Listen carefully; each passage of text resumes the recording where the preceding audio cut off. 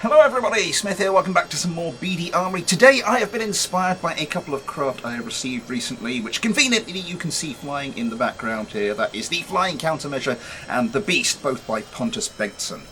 Now both of these craft do something that's sort of rare in that their key design feature, it revolves around the more defensive side of dogfighting. You've got the Beast with its shell of armour and the Flying Countermeasure, which sort of does what it says on the tin really. So this got me thinking, could designing more defensively even up what would otherwise be an unfair fight? I've come up with 3 classic ways to thwart your attacker, and we're going to put them to the test. So we'll start with that favourite technique of small craft from the pre-jet era, the tail gunner, or in this case the tail Vulcan turret. I've put together what I think is a pretty unfair fight. My Lynx, which, was... It's one of my fighter subscriber fighters, but it's by far and away the worst of the bunch, and we are putting it up against the Spiketail F2, which, as I mentioned earlier, is by far and away the best of those 3. There was no way the Lynx could survive this normally, but hopefully, whenever a Spiketail gets stuck on its tail, it shouldn't be for very long. Let's see how this goes.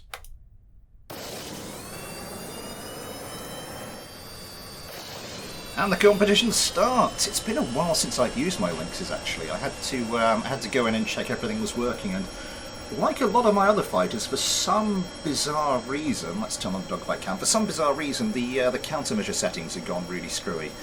But this is actually a kind of a really good showing from the early showing from oh my god, one of the Spiketails has actually been hit by the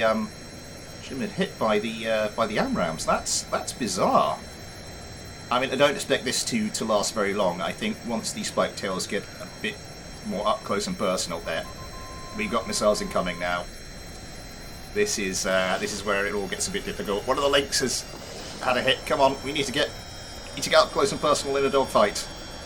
We need to get something stuck on our tail. Oh. That is actually quite a hard hit on one of the Spiketails. What's happening? These things are supposed to be rubbish. These things have been absolutely rubbish, but they seem to be performing much better than I remember. Oh! There's a shot from the... Oh my god, they're spinning out. There was a shot from the tail gun, but now the damn thing is spinning out. Now, fortunately, in recent versions of BD Armory, there has been a new algorithm put in to combat this, but... Oh, for God's sake. Let's see if we can go to one of our other Lynxes.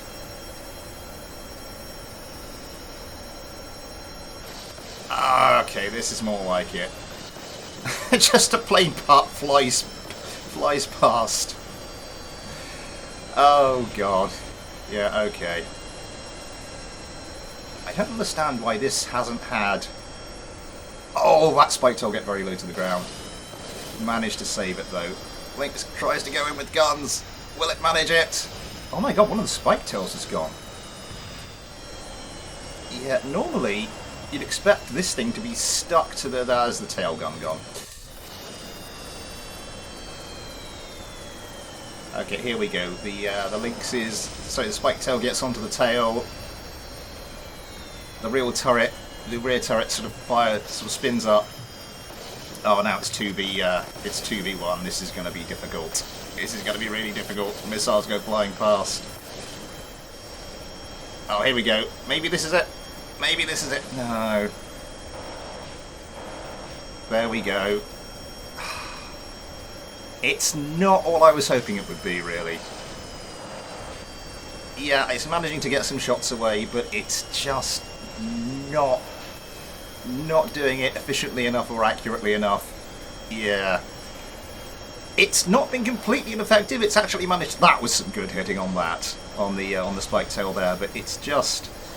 Oh, that's the turret gone. That's the turret gone. Hang on, is it actually taken out? No, that's gonna climb back into the air, fine. Oh no, this one's been taken out. It did manage to get a kill.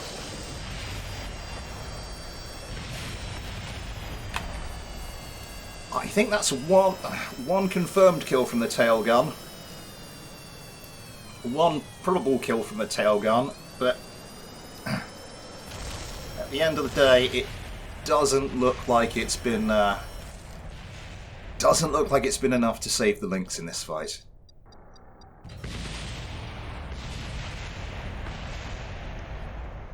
Maybe we need something else. Now on to something else I see people do on their crafts that they send into my mailbag streams. In fact, they tend to do this more often than just the rear gunner, and that is backwards-facing missiles. I've decided to try and, I don't know, branch out with this and go for sideways-facing missiles as well. Sort of the omnidirectional missile approach. I haven't really seen it work, but I've done some tweaking to some of the settings, and I think I've given it my best shot. Just to mix things up, I've substituted the spike tail for my Cyclone F2. I was doing some testing for this video, and Cyclone F2, I think it actually can consistently beat the spike tail. So this might be my best fighter subscriber legal craft, and I don't know what that means for my spike tail or any of my current fighter subscriber lineup. We will have to see. Anyway, it's I think it's past time we got this fight going. And the competition starts. The Lynxes are around. Not that quickly. I'm not sure what these extra missiles have done to the balance of this craft, actually. Are you not going to fire You're not going to fire the AMRAAMs? No, you're just going to dodge the ones coming for you. Yeah. Funnily enough, I did aerospace engineering at university, and one of the potential final year projects they suggested was sort of a study into the feasibility of rearward-facing missiles. I don't know anybody who did that or how it worked out, but if it's anything like what I've seen with this, probably not that well. Okay, one of the Cyclones, pretty similar to the last fight, one of the opposition craft taking a little bit of damage fairly early on. Not sure how critical that's going to be. These are set up to do proximity explosions, so you do get a lot of glancing blows and not quite as many head-on hits that can really cripple a craft. Okay. Okay, no. Sorry, there was a craft behind it. I thought, perfect opportunity. Come on, just nose down a bit, nose down a bit. You've got one, There's one to the side. Yeah. Oh, going a bit low. Going very low. Manages to pull out of it, though. Still stuck with the Vulcan cannon, not going for anything else. One of the Cyclones comes over the top. Yeah, I think at the moment this is more dead weight than anything. Something has crashed into the sea. What's crashed into the sea? One of the Cyclones is gone. One of the Lynxes has splashed. One of the Cyclones is gone. Yeah, the whole idea behind this was a craft that, you'd have someone stuck on your tail. But it doesn't. It appears like the Lynxes are good enough just in the ordinary turn that they can. Oh god, we've got a spinner. Oh god, this is one of the reasons why I'm gonna be retiring the Lynx pretty soon. It has a nasty tendency to do this. Okay, I think it may have pulled its way out of the spin. Yeah, that's the new BD Armory, like, pulling out of a spin algorithm. I don't think it's called that. It's probably called something good. Yeah, coming into play. That tries to go for the lock. Can't quite get it. Missiles coming in. Yeah. I think the problem might be that by the time you have a craft which has a craft, by the time you have a fight where one craft is sufficiently reliably stuck on the tail of another, it's probably too unbalanced anyway. It's what I heard about someone saying about cheat. Oh my god, that was beautiful though. That was some really good short-range sidewinder action. Someone said it about like cheating at golf. It's like, it's fine, you can cheat all you want, but if you don't have any semblance of skill, you're still not going to win. I don't think any of these guys have actually fired any of these extra missiles I've put on. Some beautiful short-range sidewinder action going on. Oh! One of the Lynxes spins out. One of the Cyclones is gone. Another one of the Cyclones is gone. I didn't see what that was due to. I'm assuming it probably wasn't A rearward-facing missile. Oh, that was beautiful. That was beautiful. Yeah, you see, you had the Cyclone on its tail there. Isn't going for the lock at all. I have set these, have set the rearward-facing missiles so that they, have set the rearward-facing missiles so that they have a shorter minimum range. Doesn't appear to be doing anything.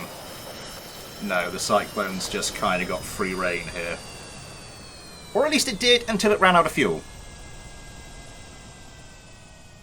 That's how long this fight has been going on.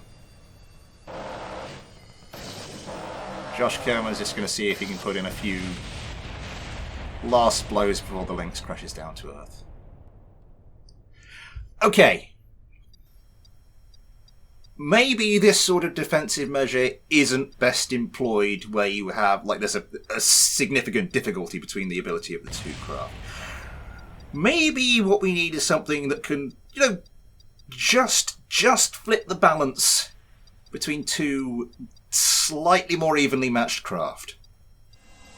Now, our third defensive measure for today is going to be armour, much like the Beast, the craft at the start of the video. Now, BD Armory does allow you to do armour sort of automatically. You can, like, select not just a hull material, but also an armour type and thickness. It doesn't make the part look any different, but it can make it a lot heavier and a lot more difficult to destroy. This, for instance, is a version of my Cyclone with a tough steel hull and maximum thickness depleted uranium armour. Let's get this one going and see what it can do. Yeah.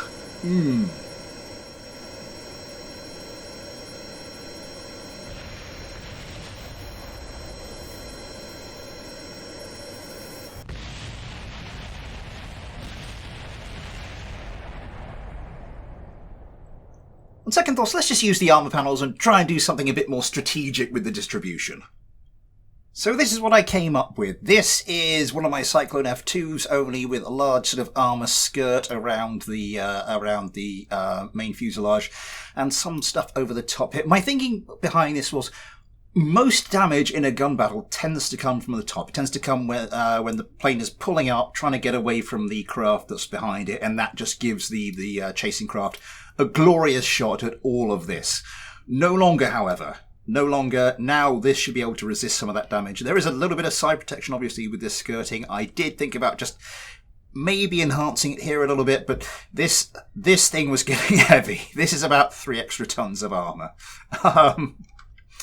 Yes, and I did say slightly more even competition, so this will be going up against my regular Cyclone F2. Obviously, this will have the advantage because it doesn't have a sodding great chunk of armour strapped to it, and I haven't retuned this or anything either, so yeah.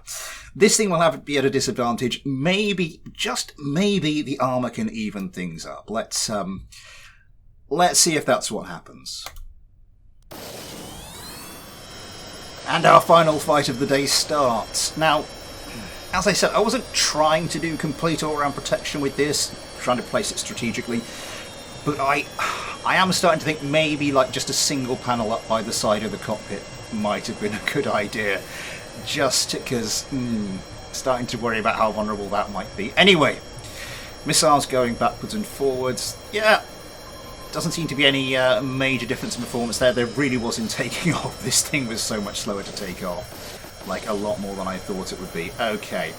Everyone's first volley of missiles is away. It looks like the armoured Cyclones, receiving another volley. Haven't got another one of theirs away yet, though. Still going a fair old lick. More missiles incoming. What's that? That is these AIM-9s. Nope, still on the A120s. Ion Kerman pulls hard around. Let's get the dogfight camera going. Gets 2 missiles away. One of the armours, the Armoured 2, this one takes that one. This one takes a pretty heavy hit, but the actual vehicle seems to be almost completely unscathed. The armour is gone. Almost like an ablative heat shield. The only problem is it's now really unbalanced with the armour panels. So it sort of worked there a little bit, kind of.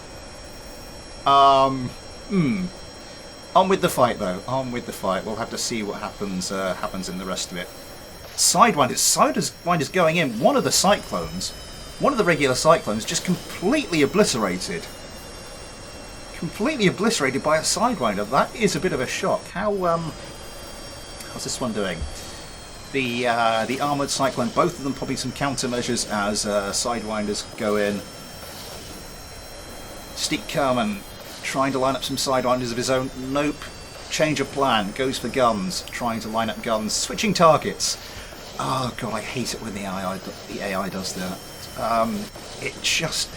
The amount of times I've seen a craft that could easily have won, but it just kept switching backwards and forwards between its targets. It's just...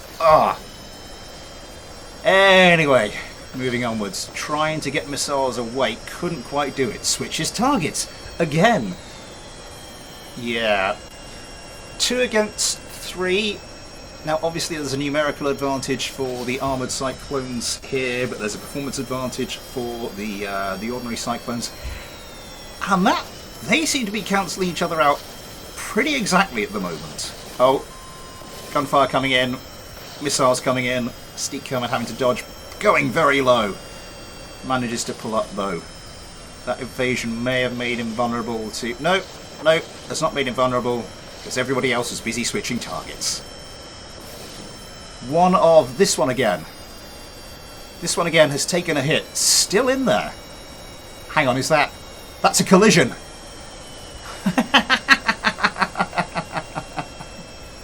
One of the armoured cyclones decides, it's had enough. He is just going to, take care of this personally.